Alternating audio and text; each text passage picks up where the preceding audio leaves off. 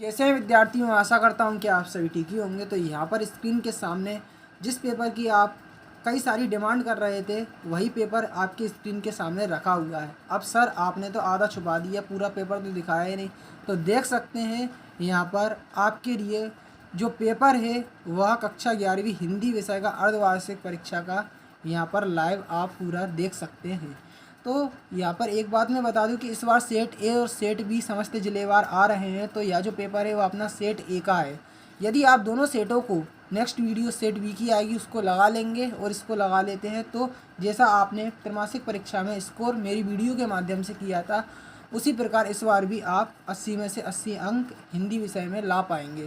तो या ज़्यादा कुछ नहीं बोलूँगा, मैं स्टार्टिंग के कुछ प्रश्न आपको पेपर के दिखाता हूँ। तो पहला प्रश्न आप देख सकते हैं क्या है आपका, मीराबाई के आराध्य कौन थे। तो जैसा कि 4 ऑप्शन आपके स्क्रीन के सामने रखे हुए हैं, तो यहाँ पर पहला प्रश्न के यहाँ पर ऑप्शन देख सकते हैं, श्री राम, श्री शिव, श्री राधा या श्री कृष्ण। तो यहाँ पर मैं आपको बता दूं इसका आंसर होगा श्री कृष्ण। ठीक है। अब यहाँ पर करुण रस का स्थायी भाव है। तो नेक्स्ट वीडियो में यहाँ पर सेट बी अपन बताएंगे। तब तक आप क्या करें, इस चैनल को सब्सक्राइब कर लें जिससे नेक्स्ट पेपर की वीडियो ठीक आपके मोबाइल तक पहुँचे। तो यहाँ पर करुण रस का स्थायी भाव की बात करें तो शोक, हास, रति, रौद्र। तो इसका आंसर क्या होगा, यहाँ पर क्या होगा, शोक होगा, करुण का शोक हो रहा है। ठीक है। अब नेक्स्ट है अपना मियाँ नसरुद्दीन के दादाजी का नाम क्या था। तो यहाँ पर 4 ऑप्शन देख सकते हैं, मियाँ कल्लन, मियाँ रहमन, ठीक है, रहमत, और ठीक जो आप देख सकते हैं आगे के मीर साहब या बहादुर साहब। तो यहाँ पर इसका आंसर क्या होगा, मैं आपको बता दूँ ए वाला होगा, मियाँ कल्लन। यहाँ पे मियाँ कल्लन लिखा हुआ है तो ये इसका आंसर अपना हो जाएगा। बिल्कुल सही आंसर है ये अपना। नेक्स्ट अपन पेपर को यहाँ पर थोड़ा आपको पलट के दिखाता हूँ आगे का कैसा रहने वाला है। तो आगे का पेपर अपना कुछ इस प्रकार से रहने वाला है, जैसा कि मैं आपको पलट के पूरे पेपर के जो क्वेश्चन है वह आपको दिखाता हूँ। तो यहाँ पर आगे के क्वेश्चन आप देख सकते हैं, अर्थ के आधार पर वाक्य के भेद होते हैं। तो कितने प्रकार के होते हैं अर्थ के आधार पर। तो अर्थ के आधार पर जो वाक्य होते हैं ना वो 3 प्रकार के होते हैं। अर्थ के आधार पर, रचना के आधार पर 3 प्रकार के होते हैं और अर्थ के आधार पर 8 प्रकार के होते हैं। कितने, 8 प्रकार के।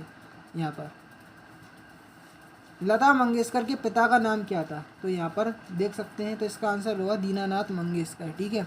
पुराने समय में मनोरंजन के साथ साथ संदेश पहुँचाने का कार्य कौन करता था। तो कौन करता था, यहाँ पर लावणी, तमाशा, नौटंकी या उपयुक्त सभी। तो उपयुक्त सभी इसका आंसर अपना होगा। अब आगे आपको सही विकल्प देखने को मिलेंगे। तो वाणी का डिटेक्टर कहा जाता है, तो किसको कहते हैं, कबीरदास को। ठीक है।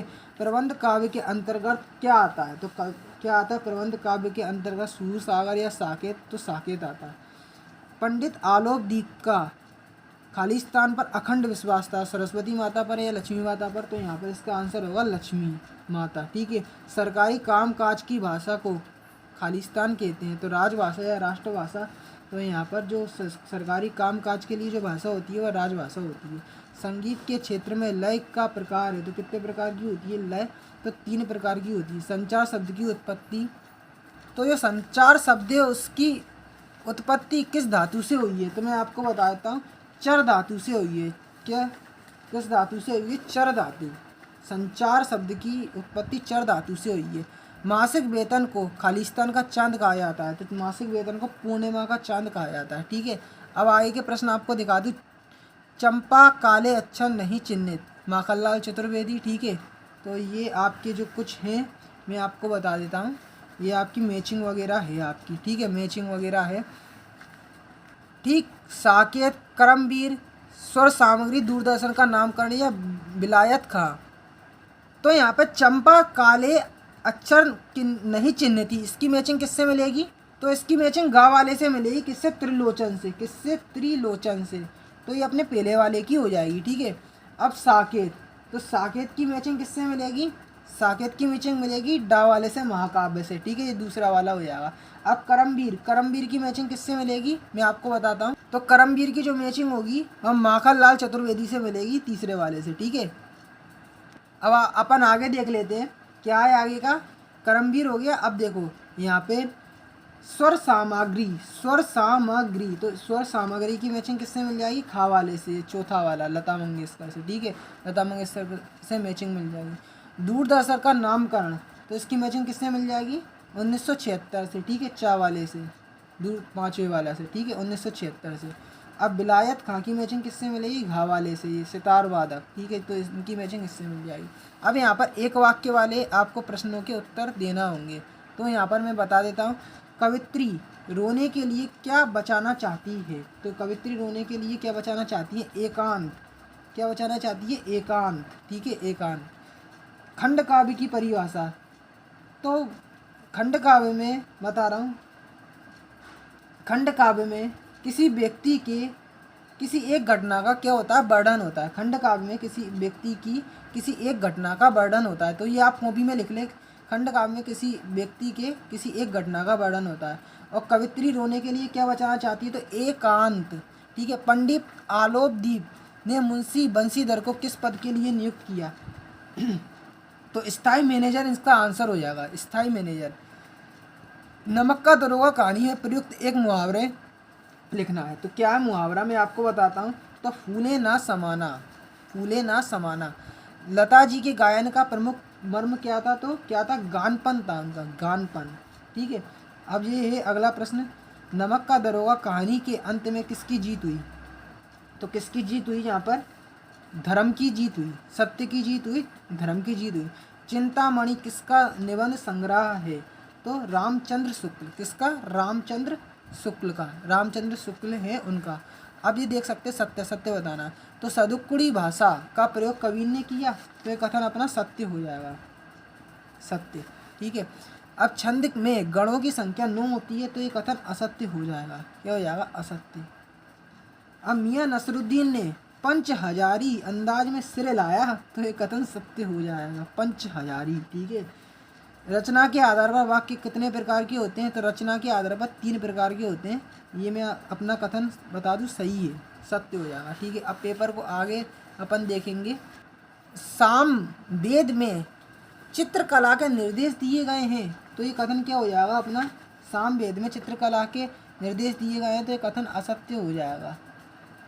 जनसंचार माध्यमों का लोगों पर केवल सकारात्मक प्रभाव पड़ता है, तो नकारात्मक भी पड़ता है, तो ये कथन अपना असत्य हो जाएगा। अब क्वेश्चन आंसर देख लेते हैं अपन पेपर के। तो यहाँ पर मैं पेपर के क्वेश्चन आंसर आपको दिखाता हूँ स्टेप बाय स्टेप। तो पहला प्रश्न आप देख सकते हैं, मीरा ने अपने आप को दीवाना क्यों कहा है? कबीर ने ऐसा क्यों कहा है कि यह संसार बोरा गया है, ठीक है। पंडित आलोकदीप ने बंशीधर को अपनी सारी जायदाद का स्थायी मैनेजर क्यों नियुक्त किया, ठीक है। अब मायके आई, यहाँ पर कवि ने घर को परिताप का घर क्यों कहा गया है, ठीक है। लता मंगेशकर के गायन की विशेषताएं, डायरी लेखन की 2 महत्वपूर्ण विशेषताएं लिखी है। हिंदी में प्रकाशित होने वाले 3 महत्वपूर्ण समाचार पत्रों के नाम लिखना है, ठीक है। अब जनसंचार के प्रमुख तत्व कौन कौन से हैं आपको बताना है। छायावाद के प्रमुख कवियों के नाम और उनकी रचनाएं लिखना है। वक्रोक्ति अलंकार किसे कहते हैं? उदाहरण देकर आपको बताना है। शैली किसे कहते हैं? शैली के प्रकारों के नाम लिखना है। कहानी के तत्वों का संक्षिप्त परिचय दीजिए। नाटक एवं एकांकी में अंतर, और इसके अथवा में आगे का मैं आपको पेपर का पेज पलट के दिखाता हूँ। देख सकते हैं आगे का प्रश्न है, आत्मकथा किसे कहते हैं? उदाहरण दीजिए। राजभाषा किसे कहते हैं? उदाहरण देकर समझाइए। निम्नलिखित वाक्यांशों के लिए कठिन एक शब्द लिखना है। तो निम्नलिखित वाक्यांशों के लिए आपको शब्द लिखना है। तो जिसका कोई शत्रु ना हो उसे क्या बोलते हैं? अपन अजात शत्रु, अजात शत्रु, ठीक है। बड़ी कठिनाई से प्राप्त होने वाली, तो इसे क्या बोलते हैं? जो भी चीज़ बड़ी कठिनाई से प्राप्त होती है उसे दुर्गम बोलते हैं, ठीक है, दुर्गम। अब हिंदी का पहला साप्ताहिक पत्र कौन सा था या कहाँ से प्रतिपादित हुआ, ठीक है। शब्द युग्म किसे कहते हैं या कितने प्रकार के होते हैं? उदाहरण सहित आपको बताना है। शुक्ल युग के 2 प्रमुख निबंधकारों एवं उनकी रचना लिखना है। प्रबंधकार और मुक्तक काव्य में अंतर, तो ये इतना महत्वपूर्ण क्वेश्चन है प्रबंधकार मुक्तक काव्य की। अभी आप देख रहे हैं, आपको अर्धवार्षिक में देखने को मिलेगा और फाइनल में भी आपको दिखने को मिल सकता है क्वेश्चन, ठीक है। अब कबीरदास अथवा दुष्यंत कुमार का साहित्यिक परिचय निम्न बिंदुओं के आधार पर देना। 2 रचना, भावपक्ष, कलापक्ष, साहित्य में स्थान, ठीक है। आगे का प्रश्न देख सकते हैं, प्रेमचंद्र एवं मन्नू भंडारी का साहित्यिक परिचय निम्न बिंदुओं के आधार पर देना। 2 रचना, भाषा शैली, साहित्य में स्थान, ठीक है। अब ये जो प्रश्न बता रहा हूँ ना, इतना महत्वपूर्ण है कि 100% आपको फाइनल परीक्षा में देखने को मिल सकता है। निपात शब्द किसे कहते हैं, उदाहरण देकर समझाना है। तो यह शब्द के किसी सेंटेंस के बीच में लगते हैं, जैसा कि भी, मैं भी यह काम करूँगा, तो भी यहाँ पे क्या हो जाएगा, निपात शब्द हो जाएगा। ठीक है। अब प्रगतिवाद के कवियों और उनकी रचनाएं लिखना है, तो ये भी इम्पोर्टेंट क्वेश्चन है। प्रगतिवाद, प्रयोगवाद, छायावाद, ये इनकी विशेषताएं और रचनाएं आप 100% याद करके यहाँ 100% यही आपको फाइनल में और अर्धवार्षिक में देखने को मिलेगी। ठीक है। अब यहाँ पर 19वां प्रश्न देख सकते हैं, जो कि 3 अंक का देखने को मिलेगा। निम्नलिखित अपठित काव्यांशों को ध्यानपूर्वक पढ़कर नीचे दिए गए प्रश्नों के उत्तर देना है। तो ये देख सकते हैं, कुछ पंक्तियाँ हैं यहाँ पर। मीराबाई जी किसके प्रेम में दीवानी रहती थी, तो यहाँ पर गिरधर गोपाल इसका आंसर हो जाएगा। उपयुक्त गद्यांश का उचित शीर्षक बताना है, तो यहाँ पर मीरा के पद इसका शीर्षक हो जाएगा। ठीक है। उपयुक्त पद्यांश का भावार्थ लिखना है, तो इसमें मीराबाई के श्री कृष्ण के प्रति जो प्रेम है उसको यहाँ पर बताया गया है। ठीक है। अपन ये लिख देंगे। अब आगे चलते हैं, तो आपको पद्यांश की संदर्भ प्रसंग व्याख्या करनी होगी। देख सकते हैं यहाँ पे कुछ पंक्तियाँ दी गई हैं। तो जहाँ तख्तों के साथे धूप लगती है, चलो यहाँ से चलो उम्र भर के लिए, यहाँ पे आप ये देख सकते हैं। इसकी संदर्भ प्रसंग व्याख्या करना। नीचे हम तो एक एक करी जाना, ये आप देख सकते हैं पंक्ति। निम्नलिखित गद्यांश को पढ़कर, अब गद्यांश आ चुके हैं, तो गद्यांश को पढ़कर ये प्रश्न, ये कुछ आपका गद्यांश देख सकते हैं। पूरा ये गद्यांश दिया है, तो इसको पढ़ के आपको इसके आंसर बताना है। तो गद्यांश में किसी एक विषय का वर्णन किया गया है, ये आप देख सकते हैं। पूरा की पूरा ये जो है बताया गया है। तो एक इसके अथवा में भी दिया है ये गद्यांश, इसको आपको पढ़ना होगा यहाँ पर। तो मैं दूसरे वाले का बता रहा हूँ यहाँ पे। उपयुक्त गद्यांश का शीर्षक लिखिए, तो आपको इसका शीर्षक बताना है क्या होगा। तो छात्रों को अपने जीवन में योग के महत्व, योग का महत्व इसका शीर्षक हो जाएगा। क्या हो जाएगा, योग का महत्व, योग का महत्व इसका क्या हो जाएगा, शीर्षक अपना हो जाएगा। अब दूसरा क्वेश्चन जरा अपन देखते हैं क्या है। दूसरा क्वेश्चन है अपना, काफ़ी अलग क्वेश्चन है ये। हर तरह से के लिए गद्यांश में आए शब्द प्रयुक्त हुआ है। हर तरह से के लिए गद्यांश में कौन सा शब्द प्रयुक्त हुआ है, तो ये अब क्यों अलग तरीके से कठिन ये इनने दिया है। यहाँ पर इंग्लिश में इस तरीके के आते हैं यहाँ पर हर तरह से। तो हर तरह से यहाँ पर अपन देखते हैं, तो हर तरह से संस्कृत में युज धातु से बना है। छात्रों को अपने जीवन में महत्व भलीभांति परिचित होना चाहिए, इस ज़रूरत होती है। ठीक है। संस्कृत में युज धातु से बना है, जोड़ना। तो स्वयं महर्षि पतंजलि ने वृत्तियों का स्वार्थ अभाव ही योग है। ठीक है। जीवन में, तो यहाँ पर देख सकते हैं तनाव कम, छात्र जीवन में महती आवश्यकता, तो महती यहाँ पर इसका आ जाएगा हर तरह से का। ठीक है। महती शब्द। अब गद्यांश से प्रयुक्त महती शब्द का आपको समानार्थी शब्द बताना है, तो महती मतलब हर तरह से, मतलब हर तरह से इसका आंसर अपना हो जाएगा। ठीक है। अब नगर की अनियमित विद्युत व्यवस्था हेतु अधिशासी अभियंता के लिए एक शिकायत पत्र आपको लिखना है। वाद विवाद प्रतियोगिता में प्रथम स्थान प्राप्त करने के लिए मित्र को बधाई पत्र, और आपको नीचे दिए गए किसी एक विषय पर निबंध लिखना है। 4 नंबर का आएगा। जल का महत्व, साहित्य और समाज विज्ञान, वरदान और अभिशाप, वनों का महत्व, कोरोना वायरस। तो आप ये निबंध देख सकते हो। पूरा जो पेपर है मैंने आपको यहाँ पर बता दिया। नेक्स्ट वीडियो इसके सेट आपकी किसकी आएगी, बी की आएगी। अब पीडीएफ कैसे इसकी डाउनलोड करेंगे, सबसे बड़ी बात यहाँ पर यह आती है। तो पीडीएफ में आपको बताता हूँ कैसे क्या डाउनलोड करेंगे। सबसे पहले कुछ स्टेप है।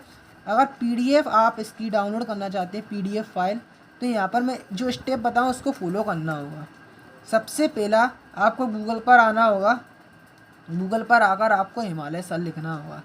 हिमालय सर लिखेंगे तो आपको गूगल के सबसे पहले ही नंबर पर कौन सी वेबसाइट दिख जाएगी, himalayasar.in, himalayasar.in। तो ठीक आपको उस पर क्लिक कर देना है। तो जैसे ही क्लिक करेंगे ना उस वेबसाइट पे, तो वेबसाइट का होम पेज आपको दिखेगा जिसमें बहुत सारी चीज़ें होंगी। तो उस होम पेज में आपको एक सर्च का आइकन दिखेगा, कुछ इस प्रकार से सर्च का आइकन दिखेगा। तो उस सर्च के आइकन पर आपको क्या सर्च करना है मैं आपको बताता हूँ। एमपी बोर्ड जी सर्च करना है। MP board 11th Hindi, MP board 11th Hindi half yearly half yearly paper. ठीक है, ये सर्च करोगे ना, जैसे ही आप यह सर्च करोगे तो आपको पहले ही नंबर पर एक पोस्ट दिखेगी, उस पोस्ट पर क्लिक करना है।